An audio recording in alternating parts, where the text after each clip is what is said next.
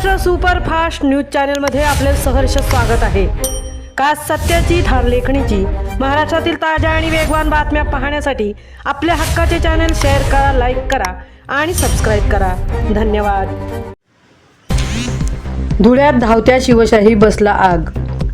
धावत्या शिवशाही बसला आग लागल्याची घटना धुळ्याजवळील महामार्गावर घडली आहे।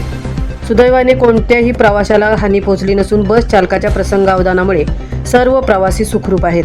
नंदुरबारकडून धुळ्याकडे येणाऱ्या बस क्रमांक MH06 BW0471 या क्रमांकाच्या बसने शहराजवळ येताच अचानक पेट घेतला।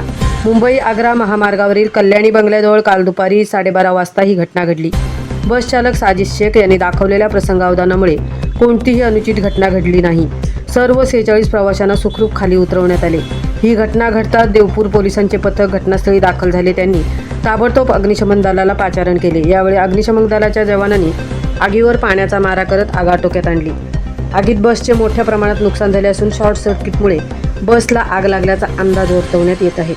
महाराष्ट्र सुपरफास्टसाठी अशोक गोपाळ, तृप्ती भोईर, धुळे।